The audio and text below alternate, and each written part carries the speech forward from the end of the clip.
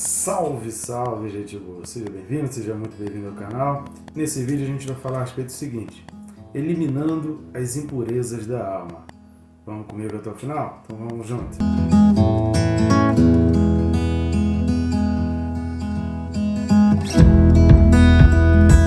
Mas antes, né, querido? Se você não está inscrito, inscreva-se no canal, bem rápido aí, sempre aquele lembrete. Você clicar no botão se inscrever, clicar no sininho, marcar a opção todas, para que todo dia você seja notificado. Isso vai te disciplinar, vai te ajudar, você está sempre estudando e aprendendo a ler da Palavra de Deus. Curta, comenta, compartilha, envie esse link aí para mais e mais pessoas, desse ou de outro vídeo. Com certeza tem sempre um que vai falar muito mais ao teu coração do que o outro. Então faça isso, compartilhe e vamos levar a Palavra de Deus cada vez mais longe. Conto contigo e te agradeço aí, você que já está fazendo isso daí, tem sido muito importante. Texto desse vídeo, querido, Apocalipse capítulo 1, o versículo é o 16. Apocalipse 1, 16 diz assim: tinha na mão direita 7 estrelas e da boca saía-lhe uma espada afiada de 2 gumes. O seu rosto brilhava como o sol na sua força. Glória a Deus, né, querido? A respeito das 7 estrelas, o versículo 20 vai dizer que as 7 estrelas são os anjos das 7 igrejas. A gente vai falar um pouco mais sobre isso, porque isso se repete também no capítulo 2.1, no 3.1, a respeito desse assunto. Então a gente vai trabalhar um pouco mais isso, um pouco mais para frente. Mas é importante que você entenda que a explicação dessas 7 estrelas está aí no versículo 20 e também no capítulo 2, versículo 1 e 3, versículo 1. Inclusive no 2.1 vai falar a expressão aquele que conserva, ou seja, não só o fato de ter na mão direita esse domínio, mas o fato de conservar. Isso vai mostrar para a gente a importância que Jesus Cristo está dando a isso. Então, lembrando aqui que essa é a visão que João está tendo a respeito de Jesus. Essa pessoa aqui que tem na mão direita as 7 estrelas é Jesus Cristo. O fato de ter na mão, essa expressão de ter na mão vai mostrar exatamente esse domínio, o controle, e que ele está segurando ali. Ele está mantendo, então significa que ele está de olho naquilo dali, que ele está mantendo, que ele está controlando, e que são seres aqui, né, que estão sob uma instrução, estão debaixo de uma instrução, debaixo de uma ordem, debaixo de um propósito.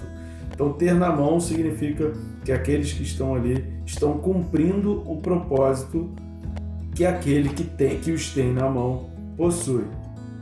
Quanto a essa questão da espada afiada, né, e da boca sair ali uma espada afiada, né, uma afiada espada ou uma espada amolada, eu vou deixar aqui uma imagem, rapidinho aí, a imagem de uma espada, para a gente ter uma noção de que é uma espada de 2 gumes. Então essa é a figura aí da espada de 2 gumes. E para entender o que é gume, né, qual é o gume da espada? Na faca, você tem uma faca e o gume da faca é aquela parte que você corta a carne. Então, uma espada de 2 gumes significa que ela tem a chapa de aço, né, que é comprida, e ela tem um gume desse lado e tem um gume desse lado de cá. Então, ela corta tanto nessa direção quanto ela corta na outra direção. Uma faca, por exemplo, se você virar ao contrário e botar o gume no lado oposto da carne, você não vai conseguir cortar a carne, mais macia que seja a carne, ou a verdura, o legume, enfim. Mas a parte de trás, ela vai estragar, se for um legume, então vai despedaçar tudo, né? Vai ficar tudo estraçalhado. Você tem que cortar pela parte do gume, que é a parte que dá o corte, e aí você vai cortando de uma maneira que seja mais perfeita. Então, a espada de 2 gumes significa que ela corta por os 2 lados. É impossível a gente ler isso aqui e a gente não se lembrar de Hebreus capítulo 4, versículo 12. E é muito interessante porque Hebreus foi escrito por outro autor em outra época, que talvez eles não, com certeza aqui, né, não tinham esse comunicado ainda, a igreja foi compilando esse material posteriormente.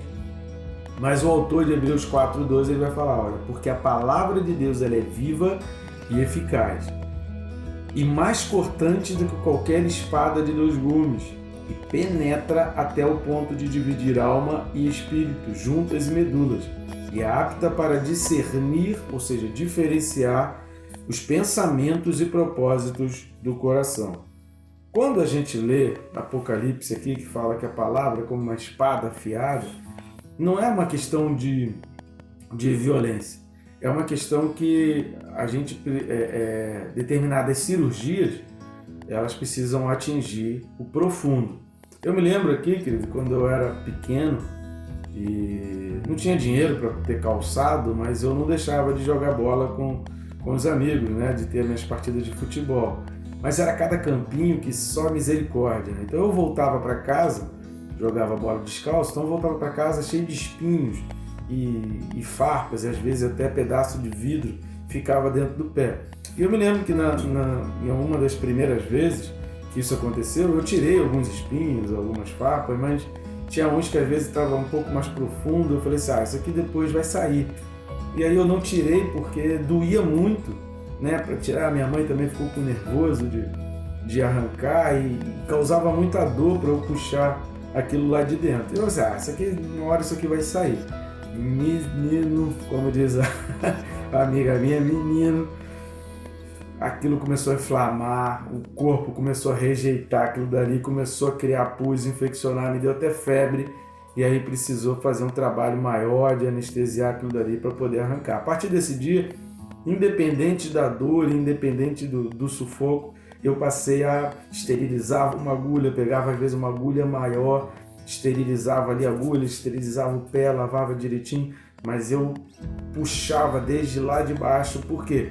Para não permitir que ficasse impureza. E depois de arrancar tudo, eu vi que estava tudo realmente fora, não tinha mais nenhum caquinho, nenhuma poeira de vidro, nenhuma farpa, nenhum pedacinho de madeira, de galho, de espinho, não tinha mais nada, limpava direitinho para não ficar a impureza. Quando fala que a palavra de Deus aqui em Apocalipse 1,16 era uma espada afiada, quando Hebreus capítulo 4, versículo 12, vai falar que ela divide, que ela conhece o coração, é que está falando, querido, tem coisas que a gente vai deixando encruar no nosso coração que para arrancar precisa de algo que seja cortante, que seja penetrante e que vá realmente em fundo. Por quê?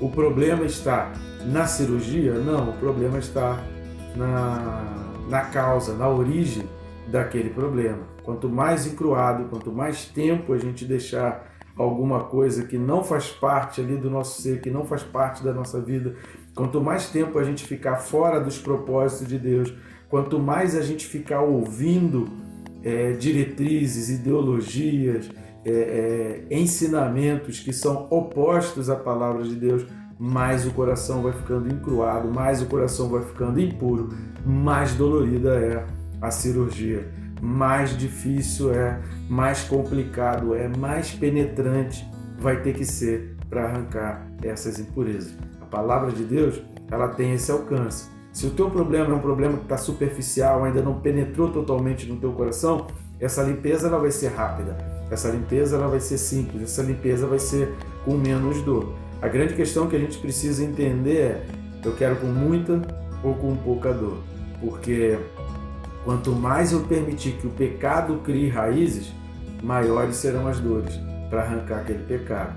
A palavra é que limpa. A palavra, o símbolo da palavra na Bíblia é a água, que limpa, que purifica, que sara. Quando fala de uma espada de 2 gumes, que penetra ao ponto de dividir medulas, né? Que fala lá em Hebreus 4, versículo 12, ao ponto de dividir alma e espírito, juntas e medulas, e é apta para discernir pensamentos e propósitos. Então, cuidado com pensamentos e propósitos que são inseridos no coração, como se fosse um espinho, como se fosse uma farpa, como se fosse um caco de vidro que entranhou ali na pele. Porque o teu corpo não foi feito para receber isso. O teu corpo não foi feito para receber pensamentos e propósitos errados. Então isso vai gerar dor, isso vai infeccionar. O teu corpo vai começar a criar um mecanismo para indicar para você, olha, isso precisa sair. Assim como, se não me engano, foi um caco de vidro, foi um pedaço de vidro que ficou ali no meu pé, infeccionou, que deu até febre. Então, uma substância que não faz parte do meu corpo, que ficou ali no meu corpo, gerou todo um transtorno e o corpo inteiro sentiu por causa daquele problema. Então assim também é a nossa vida e assim também é a sociedade, por causa dos propósitos e pensamentos errados no nosso coração. Então todo o corpo, toda a sociedade, todo um contexto social acaba sofrendo quando pensamentos e propósitos errados dominam o coração. Para tirar isso, querido, só a palavra de Deus. Então a visão que João está tendo aqui é de um domínio, de um Deus, Jesus, que tem domínio. A gente vai falar sobre essas 7 estrelas, né?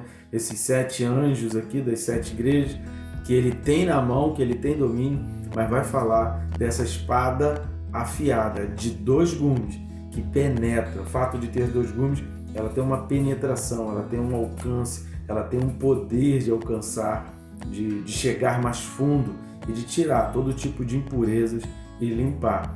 Por quê? E aí vem a última imagem que João viu aqui, que está muito ligada a Mateus 17. Depois você dá uma lida em Mateus 17, no Monte da Transfiguração, porque foi daquela maneira que João tinha visto o rosto de Jesus, como um sol, uma luz que brilha.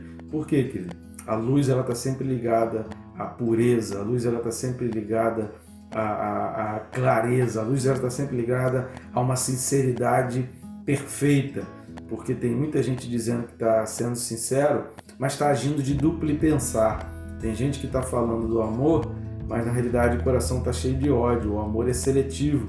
Tem gente que está falando na verdade, mas a verdade é seletiva. Verdade é só aquilo que eu quero que seja. Então, se eu não concordo, não é verdade. Tem muita gente que está falando aí em defesa de ciência, mas é contra a própria ciência, é contra a biologia, é contra as evidências ao longo, é contra um questionamento. Se você não suporta ouvir uma pergunta, você não pode dizer que você é a favor de ciência. Se você não suporta responder a questionamentos, você não pode dizer que você é a favor de ciência. Você é um anti-ciência. Então, ser a favor da ciência é ser a favor do questionamento. A ciência trabalha com observação, com questionamentos, com revisões, sabe, com perguntas sendo feitas, o que vai fazer com que uma substância encontrada, um remédio descoberto, algo seja realmente eficaz, é passar pelo crivo da ciência. Qual é o crivo da ciência? São perguntas, questionamentos, mas e isso? E se for isso? Mas quais a causa? Quais as consequências para todo? São questionamentos que vão trazer a pureza para aquilo dali. Quem não suporta questionamento não pode dizer que é a favor de ciência, né? Só é a favor de ciência quem está disposto a um debate, perguntas, questionamentos, quem coloca, quem expõe aquilo dali e está disposto a ouvir o contraditório, ouvir outra pessoa, ouvir outra opinião. Para quê? Para que um propósito seja atingido. Nenhuma ciência é estabelecida sem um propósito, sem um alcance. Nosso objetivo é alcançar, mas o objetivo tem que ser comum. E para ser comum tem que ser ouvido todos os lados. Então, ser a favor da ciência é ouvir questionamentos. Então, quem não ouve questionamentos é contra a ciência. Então, a luz é uma sinceridade plena, uma sinceridade perfeita, não a hipocrisia, não a falsidade. Então, quando fala que a luz de Jesus vai brilhar, é porque ela vai trazer à tona. Quando você entra no ambiente, você pensa que está tudo arrumado, está escuro. Você acha, está tudo arrumado, está perfeito. Deixa eu acender a luz aqui para ver. Quando você acende a luz, você vê que está tudo uma desordem. Por quê? Você colocou a luz. Quando você coloca a luz, é que as coisas estão, às vezes, para arrumar, dá trabalho. Para arrumar, traz uma certa perturbação. Toda obra gera transtorno. E na nossa vida também não é diferente. Deus quer fazer uma grande obra. E a gente precisa suportar o processo do transtorno, da limpeza. Quebra, vai fazer uma obra, tem quebra, cheiro de tinta, cheiro disso, cheiro daquilo, depois tem a limpeza para deixar tudo perfeito. Vai gerar um transtorno no processo, mas o resultado vai ser pleno. Por quê? Existe um propósito, existe um objetivo para ser alcançado. Cuidado com os propósitos e pensamentos do seu coração. Leia Hebreus 4:12. Muito cuidado, porque pensamentos e propósitos que não estão alinhados, que não são leais e fiéis à palavra de Deus, ao que Deus diz, querido, vão gerar dor, vão gerar transtorno, vão trazer problemas para você e para a sociedade onde você está inserido. Então, como que se eliminam as impurezas da alma? Querido, deixando a palavra de Deus reinar, deixando a palavra de Deus penetrar fundo. Agora, vai chegar o tempo, querendo ou não, todos vão ser sujeitos à palavra.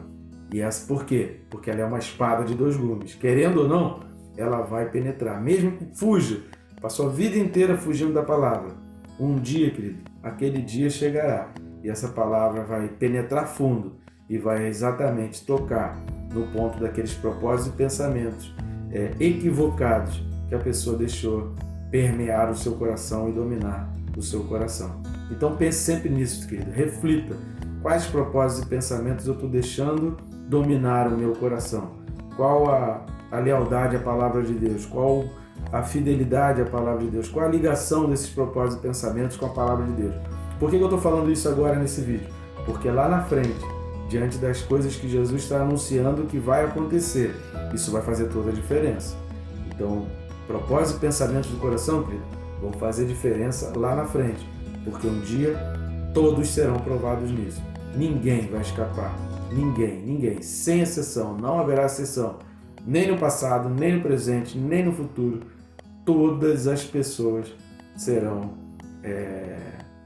julgadas e confrontadas entre os pensamentos e propósitos do seu coração e os pensamentos e propósitos de Deus, porque a espada afiada de dois gumes está na mão dele e de mais ninguém. Que Deus te abençoe, rica e abundantemente.